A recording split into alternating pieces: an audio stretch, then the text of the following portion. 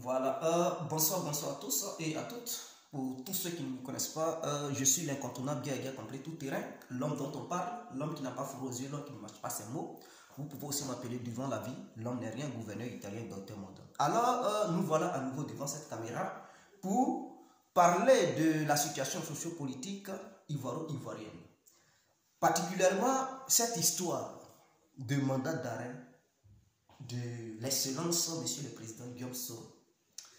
Alors, nous allons vous expliquer tout. Cette histoire des audios, le président Alassane avait déjà les échos de tout ça. Et je pense que beaucoup vont se rappeler lorsqu'on va y arriver. Depuis 2017, Soro Guillaume avait déjà fait ses audios. Et ces audios, le gouvernement ivoirien était déjà au courant. Je tiens à vous informer et vous allez vous rappeler, en 2017, entre le président Alassane et le président Guillaume Soro, ça n'allait pas. Les deux ne s'attendaient plus. Et tout le monde criait que non, Soro et Alassane, il y a des histoires. Il a fallu son excellence, Monsieur le Président du Nigeria, pour pouvoir aller régler ce fameux problème sur le sol ivoirien en faisant de tête à tête avec son homologue, son excellence, Monsieur le Président Alassane Dramane Ouattara. Donc c'était le président Boari qui avait réglé ce problème. D'où est venu ce problème? Vous-même, vous savez qu'il y avait des mutins en Côte d'Ivoire de 2017. En 2017, les mutins avaient pris les armes et ils réclamaient chacun 12 millions plus une villa. Alors, c'était les effets de l'écoute téléphonique. Les effets de cet audio-là, c'était ça. Donc, cette affaire est déjà passée. Ce n'est pas une affaire qui date de maintenant. C'est une affaire, il y a de cela 2 ans.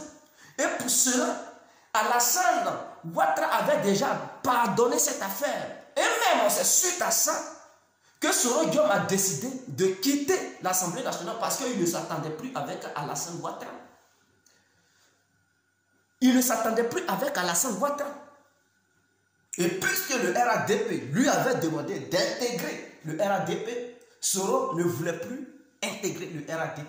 Alors, Soro Guillaume a pris sa décision de quitter le siège de l'Assemblée nationale, c'est-à-dire le siège présidentiel au sein de l'Assemblée nationale. Il a décidé de quitter ce siège. Et donc, il est redevenu comme un simple député, comme tout autre député. Alors, nous ne savons pas pourquoi c'est maintenant Alassane Ouattara faire ressurgir cette histoire, cette fameuse histoire des audios. On ne sait pas pourquoi Ouattara, il fait sortir cette bande enregistrée, cette bande qu'il possède, on ne sait pas pourquoi c'est maintenant. Il fait sortir ces dossiers. Pourquoi c'est maintenant? Il veut la peau de Guillaume Soro. Je vais vous expliquer. Ce n'est pas pour rien. Ouattara, quand il avait eu écho de cette bande, il ne s'attendait plus à Soro Guillaume, bien vrai. Mais il ne savait pas que Soro Guillaume allait aller encore si loin, en voulant même poser sa candidature pour l'affronter à une élection présidentielle. Ouattara n'avait pas imaginé cela. Il n'avait même pas imaginé cela. Et donc Ouattara, pour lui, il fallait donner le pouvoir à la nouvelle génération. Et mais lorsqu'il regarde autour de lui, il sait qu'il n'y a aucun autre jeune capable de battre Soro Guillaume une fois aux élections. Lui-même, il est conscient. Alassane Dramane Ouattara, il le sait. Son excellence, son monsieur le président le sait. Il sait bel et bien que, en Côte d'Ivoire, c'est son image. La majeure partie des jeunes du Nord suivent. Donc, si lui, il se retire, lui, Alassane, et qu'il donne l'ordre à la jeunesse du Nord, aux militants du RADP, d'aller voter le candidat du RADP, il sait que ces jeunes du Nord ne voteront pas le candidat que le RADP va choisir si ce n'est pas Alassane Ouattara. Voilà le vrai problème. Or, Soro Guillaume est un grand leader au nord. Ouattara, il est conscient de ça. Il sait bel et bien que Soro Guillaume est un grand leader. Il a été ministre, il a été président de l'Assemblée nationale et il sait ce que c'est que la diplomatie. Il a déjà travaillé avec deux gouvernements différents, c'est-à-dire celui de son Excellence, Monsieur le Président Laurent Gbagbo, et celui de son Excellence, Monsieur le Président Alassane Ouattara. Donc, il sait comment gérer les dossiers. Et entre lui et une grande partie de la jeunesse du Nord, il y a une très grande affinité. Alors, Ouattara, voyant cela, il se dit, mais dis donc, si Soro Guillaume se présente comme candidat, je n'aurai plus autre choix que de me représenter moi-même. Parce que si je fais l'erreur de mettre un jeune qui viendrait du RADP pour aller concurrencer Soro Guillaume sur le terrain, alors le RADP sortira avec un pied tordu. Le RADP sortira vaincu. Donc, pour éviter cela, Alassane Ouattara, c'est-à-dire, il met les Ivoiriens entre un grand doute. Soit il se présente, ou soit il choisit un jeune. Et puisqu'il y a des pressions qui viennent de part et d'autre, qu'est-ce qu'il veut faire? Soit il s'endette et il se représente. Mais s'il se représente, qui peut encore mobiliser la jeunesse ivoirienne pour essayer de descendre dans la rue et dire non au troisième mandat d'Alassane Ouattara? Puisque en face de lui, il n'aura plus personne. Puisqu'en face de lui, il aurait tout neutralisé. Tous ceux qui sont membres de l'opposition, ils seront neutralisés. Donc personne ne peut encore oser contester le troisième mandat d'Alassane Ouattara. Ou soit Alassane Ouattara décide de se retirer de la course présidentielle et il met l'un de ses poulains pour concurrencer les autres candidats, mais qui ne seront pas influents sur la population ivoirienne. Voilà les calculs qu'il a fait. Donc, pour justifier cela, il faut qu'il fasse sortir les anciens dossiers. Les dossiers qu'il avait déjà réglés avec Soro Guillaume, les dossiers pour lesquels le président nigérien s'est déplacé du Nigeria pour aller en Côte d'Ivoire pour régler cela. Vous-même, vous savez, Soro, son Excellence, Monsieur le Président Soro, était parti en Russie. Il avait même sillonné l'Europe. Et d'autres disaient que non, il fuyait, il cherchait à aller en exil et tout. Il voulait demander asile. D'autres même ont dit cela parce qu'il y avait ce refroidissement entre lui et le président Alassane Ouattara. Donc, une fois que ce problème avait été résolu, Soro Guillaume s'est retourné en Côte d'Ivoire, paisiblement.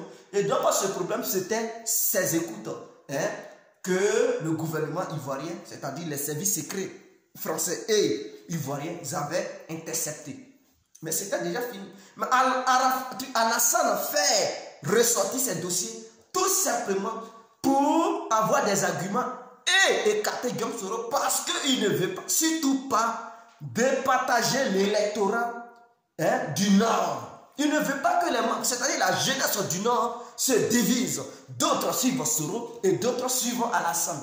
Loin de là, Alassane ne veut pas partager cela. Donc, il faut faire sortir les vieux dossiers pour accuser Soro, pour dire non, il préparerait un coup d'État. Et donc, pour cela, qu'il passe devant la justice, puisque Soro ne veut plus soutenir Alassane Ouattara. Et donc, il veut faire cavalier cela. Alassane Ouattara ne veut pas cela. Il s'oppose. Et vous verrez, il va tout faire pour écarter encore Bédié parce qu'il ne veut pas que Bédié soit aussi candidat. Il ne veut pas que Bédié soit candidat. Vous verrez, la candidature de Bédié sera refusée. Une fois qu'il posera sa candidature, ils vont refuser cela parce qu'ils vont dire non, il faut faire passation du pouvoir à la nouvelle génération, ou bien les incompétents.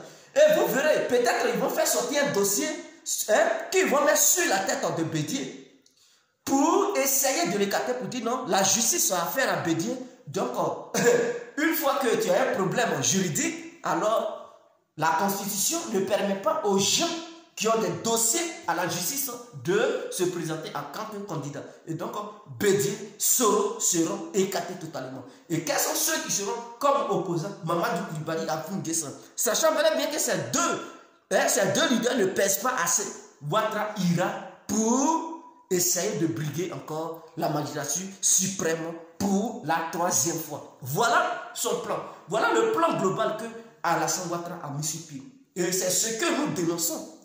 Si ces enregistrements datent de 2017, pourquoi c'est maintenant? il les fait sortir.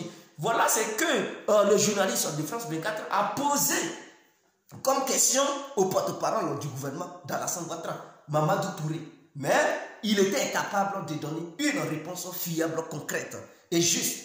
Parce qu'il savait que c'était un coup monté. Et cette histoire de mandat d'arrêt international est un mandat lancé de façon politique parce que c'est politisé. Et tout le monde sait, même un nouveau-né sait bel et bien que ceci est politisé. Donc, vraiment, c'est la haine qui les pousse à réagir ainsi. Alors, en dehors de ça, j'aimerais poser une question au gouvernement d'Alassane Ouattara. Est-ce qu'en Côte d'Ivoire, le gouvernement d'Alassane Ouattara se soucie-t-il des criminels? Est-ce que Alassane Ouattara a-t-il peur de ceux qui font les coups d'État, les coups d'Étatistes? Est-ce que Alassane Ouattara a-t-il peur de ceux qui déstabilisent des pays? Voici mes questions que je pose. Si oui, ok, nous pouvons dire qu'il a raison de lancer un mandat d'arrêt contre Soro. Mais s'il a raison de lancer un mandat d'arrêt contre Soro, il y a aussi une autre question que nous avons à lui poser. Alors, si oui, ok, s'il a peur des coups d'Étatistes, s'il a peur de ceux qui forment des rébellions, s'il a peur des criminels, ok, puisqu'il reproche à Soro Guillaume d'être criminel, d'être un coup d'Étaïste, d'être un déstabilisateur, c'est tout ça là, ils ont mis sur son dos. S'il a peur des voleurs, c'est-à-dire ceux qui volent les biens publics et tout, si c'est cela, on comprend. Mais ceci ne veut pas dire que Soro est responsable. Non, loin de là, parce que moi je suis convaincu que Soro n'y a pour rien et que ce sont des forces en charge qui mettent sur sa tête en fin de délicater à une course présidentielle. Mais revenons à la base. Alors Alassane Ouattara chasse Soro aujourd'hui. Il lui lance un mandat d'arrêt pour ces faits qui lui sont reprochés. Mais quant à Blaise Compaoré qui est en Côte d'Ivoire, n'est-ce pas Alassane Ouattara qui protège ce même Blaise Compaoré? Ces mêmes faits sont reprochés à Blaise Compaoré, mais il le protège. Ça veut dire, lui, il refuse que dans son pays, il y ait des gens qui fassent partie des déstabilisateurs. Il refuse que des gens détournent des biens publics. Il refuse que des gens fassent chuter son pouvoir. Mais quant à un autre pays qui refuse cela, qui pourchasse un autre, Ouattara le protège, il ne dit pas question. Lui-même, il va encore plus loin. Il lui donne la nationalité ivoirienne dans le but de tout faire ce mandat d'arrêt international qui a été lancé contre le président Blaise Compaoré. Et il le protège en Côte d'Ivoire. Et ce dernier, depuis la Côte d'Ivoire, il téléguide dans des opérations djihadistes pour aller bombarder les forces de sécurité burkinabé. Depuis la Côte d'Ivoire, Blaise Compaoré finance ces djihadistes pour attaquer les camps militaires, pour déstabiliser le pouvoir burkinabé. Mais Ouattara, quand même, il le surveille. Quand même, Ouattara le protège. Tous les pays ont refusé, mais Ouattara le protège. Ça veut dire, lui, d'un côté, il est contre les déstabilisateurs et de l'autre côté, il est pour les déstabilisateurs. Pourquoi Ouattara se comporte ainsi? Donc, lui-même, il n'est pas clair. Lui-même, là, il n'est pas... C'est-à-dire, il dit, non, je déteste les déstabilisateurs et de l'autre côté, tu les protèges. C'est que toi-même, Ouattara, tu n'es pas clair. Tu as double face. Et quand c'est comme ça, les Ivoiriens doivent se poser des questions. Quel genre de président tu es? Toi qui dis tu luttes contre le djihadisme. C'est ce que tu fais projet, que la sécurité, la paix en Afrique. Mais en réalité, ceux-mêmes qui commettent le désordre, la déstabilisation de l'Afrique, quand tu les gardes, tu les protèges. Et d'un autre côté, toi, tu les pourchasses, c'est-à-dire les Ivoiriens. Tu pourchasses les Ivoiriens sur leur propre territoire, sur leur propre sol. Tu leur demandes de quitter le sol. Tu les envoies en exil très loin. Et tu demandes aux pays les pays étrangers de tout faire pour arrêter ce regard pour l'extrader vers la Côte d'Ivoire. Mais quant à toi, cette histoire de Blaise Compaoré, non, tu étouffes. Tu fais tout pour étouffer cela. Tu fais tout pour protéger ce djihadiste, Blaise Compaoré. Ce déstabilisateur, ce grand voleur, combien d'années il n'a pas pillé le Burkina? Il a mis assez d'années, il a pillé le Burkina. Mais nous savons tous qu'il a été à la base de la mort de Thomas Sankara. Un grand panafricain défini, le monde entier le sait. Mais Ouattara n'a jamais voulu qu'on fasse la justice contre ce monsieur. Mais en Côte d'Ivoire, Ouattara, il nous brandit la justice.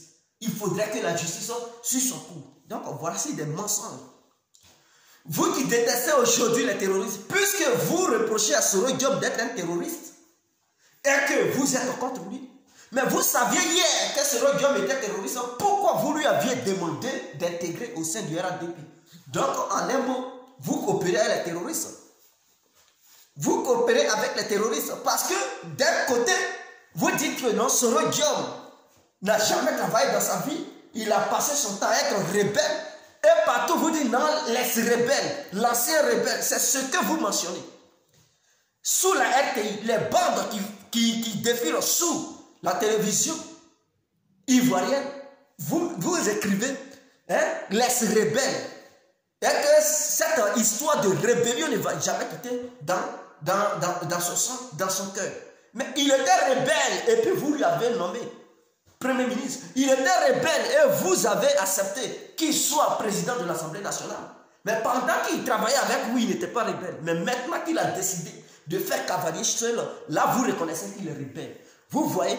Donc même le plus nul de la terre, le plus illettré de la terre, il saura que vous-même, vous n'êtes pas cohérent. Vous n'êtes pas cohérent et que tout ça, ça a été monté de toutes pièces pour pouvoir éliminer des candidats potentiels, des concurrents potentiels qui vous font peur. Voici, c'est tellement clair. De la manière, Alassane a aussi peur de voir Laurent Gbagbo et Charles Blé Goudé revenir sur la terre natale en écrivant des courriers au procureur de la CPI pour dire faites tout pour les maintenir là-bas. Madame Ben Soudan, voici des milliards, mais à tout temps, joue ton rôle, ne les laisse pas venir en Côte d'Ivoire. C'est de la même manière, Ouattara il procède, parce qu'il a peur, il veut être seul. Mais pourtant hier, vous avez décrié cela.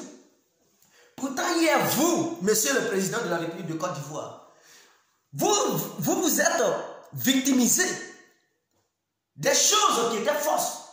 Mais vous avez le fait de mentir à l'humanité tout entière. Des gens ont fini par croire à vos mensonges. Ils ont considéré vos mensonges comme la vérité. En criant partout que non, vous étiez musulmans, vous étiez durant. Donc les gens ne voulaient pas que vous soyez candidat parce que vous êtes musulmans, parce que vous êtes durant. Et pour cela, vous avez réussi à berner une partie du peuple ivoirien qui, lui aussi, fait partie de cette religion musulmane, qui lui aussi fait partie de ces régions dans lesquelles habitent communément les Durans. Et ces gens-là ont pris le courage sur eux pour mener la lutte. Afin que vous ne soyez plus victime plutôt, afin que vous ne soyez plus victime de ce que vous appelez la politique de l'écartement venant des autres partis politiques. Soro Diop était au devant de cette lutte. Soro Diop a tout fait pour essayer de faire de vous un candidat. C'est sa lutte qui a poussé les autres à faire de vous un candidat. Mais suite à ça, vous n'êtes pas reconnaissant, monsieur le président. Les choses pour lesquelles vous êtes battu hier, aujourd'hui vous faites les mêmes choses en écantant les autres. On dit les mêmes choses produisent les mêmes effets. Les mêmes causes produisent les mêmes effets. Hier, vous avez décrit pour cela. Ça a provoqué ce que nous avons connu, la guerre. Cela a provoqué la guerre des milliers de morts, des milliers de déplacés. Aujourd'hui encore, vous refaites les mêmes erreurs. Les mêmes erreurs. Et ces mêmes erreurs vont encore provoquer les mêmes causes. Et les causes, nous connaissons. La guerre, la déstabilisation, la rébellion, la division, les coups d'État. Et c'est ça qui est la vérité. Donc nous faisons cette vidéo pour interpeller tous les Ivoiriens à prendre conscience et à être vraiment le destin, c'est-à-dire à être les maîtres de leur propre destin.